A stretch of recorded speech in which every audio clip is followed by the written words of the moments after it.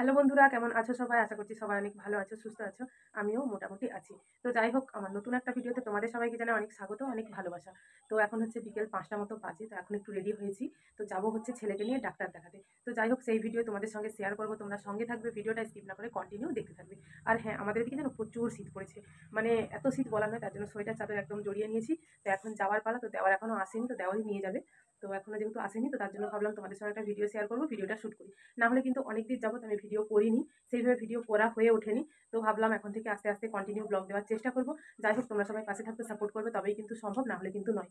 তো চলো এখন যাওয়া যাক। এখানে দেখো, বেটুকেও রেডি করিয়ে দিয়েছে। আর বেটু এই দেখো কিভাবে জানলা দিকে তাকিয়ে আছে, দেখি মুখটা ঘুরা। আর তোমাদেরকে একটা জিনিস দেখাই, দেখো। এই হচ্ছে আমার জানালা, আর জানালার পেছনে এগুলো কি বলো তো? জাস্ট ভিউটা দেখো। এই দেখো, এটা হচ্ছে পেয়ারা গাছ। আমাদের অনেক পেয়ারা ধরে, কিন্তু আমরা খাই না, বাদুড়ে ইঁদুরে খেয়ে নেয়। আর এইখানে দেখো, জাস্ট ভিউটা দেখো। অসাধারণ একটা ভিউ আমার জানলার পাশে। দেখতে পাচ্ছ? যেন মনে হবে ঘাসগুলো ফলস, কিন্তু অ্যাকচুয়ালি নয়, এটা হচ্ছে ব্যান ধান।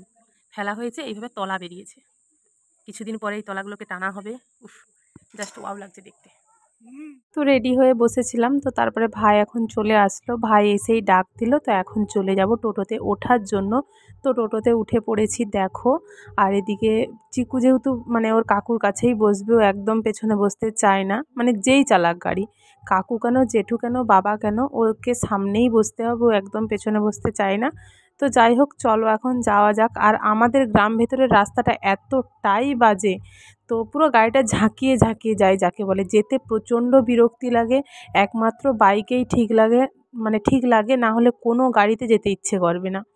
তো যাই হোক, তারপরে দেখো উঠে পড়লাম আমাদের মানে মেন রোডে, যেটা মেন রোড আমাদের সেটা। তো এখানে দেখো বড় মা পুজো হচ্ছে। তো একদিন এসেছিলাম মেলা দেখতে, সেদিন আর তোমাদের সঙ্গে না কোনো রকম কোনো ভিডিও শেয়ার করিনি। প্রচণ্ড তাড়াহুড়োতে এসেছিলাম, যেহেতু কী বলতো, এখন সন্ধ্যা হলো না, প্রচণ্ড শীত পড়ে। তো বাড়ির কেউ আসতে চায় না, অ্যাকচুয়ালি জিকুর বাবাও বাড়িতে থাকে না। তো সেই জন্য দেওয়ারই নিয়ে আসে। তারপরে সারাদিন কাজ করার পর সত্যি বলতে রাত্রে তুমি কাকে বলবে মেলা দেখতে নিয়ে যাওয়ার কথা? তো বেটুর আবদারে তার কাকাই নিয়ে গেছিলো সন্ধ্যাবেলায় মেলা দেখাতে। তো সেই জন্য না অনেকটা তাড়াহুড়োতে এসেছিলাম। এসে ভেবেছিলাম ভিডিও করব, দেখি কোনো রকম কোনো দোকানদানি কিচ্ছু বসেনি। তো সেই জন্য সেইভাবে আর ভিডিও করা হয়নি। তো যাই হোক, দেখো এখন চলে এসেছি ডক্টরের চেম্বারে।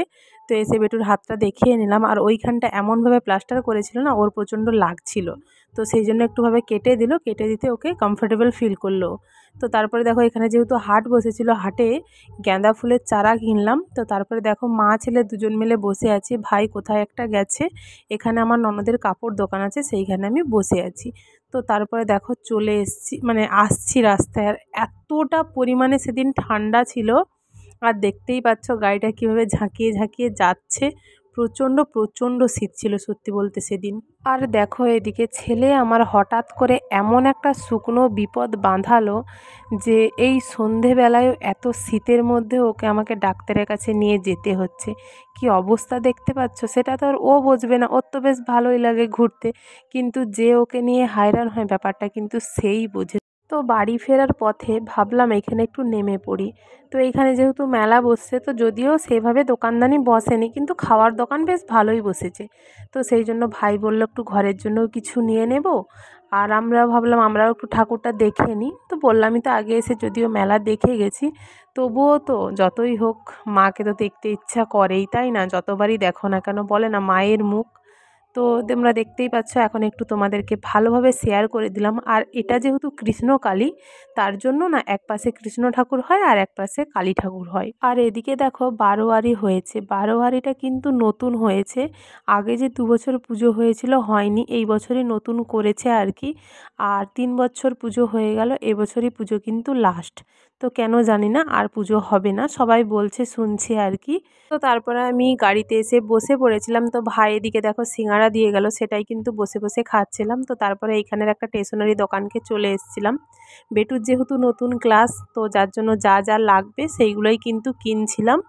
তো দেখতেই পাচ্ছ বইয়ের মলাট, তারপরে স্টেপলারের পিন, বইয়ের স্টিকার, এগুলোই কিনছিলাম আর কি। খাতা, ব্যাগ, ওর যা যা লাগবে আর কি। আর বেরিয়েছে মানে ও তো নিয়েই যাবে, মানে না হলে তো ওর মুখ পুরো হাঁড়ি হয়ে যায়। ভেবেছিলাম কিনে দেবো না, ওর বাবা আসলে কিনে দেবো, কিন্তু না, মুখ বা পুরো হাঁড়ি আর কি। তো তার জন্য কিনে দিলামই আর কি। ব্যাগ পেয়ে অনেক খুশি নাকি?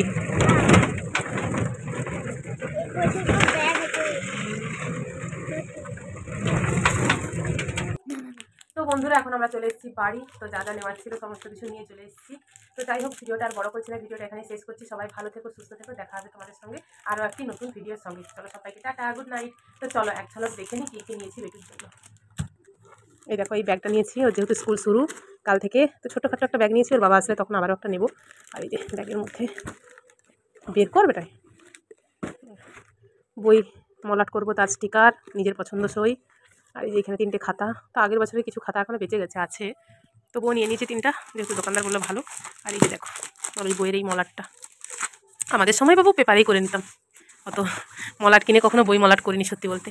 আর এই যে দেখো, যেহেতু এ আছে, পিনটা আছে, আর মানে পিন ছিল না, স্টেপলার আছে, তো এগুলো নিয়ে নিয়েছি।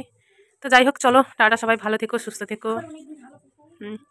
তো যাই হোক চলো সবাই ভালো থেকো, সুস্থ থেকো। বেরো টাটা করে দাও তো।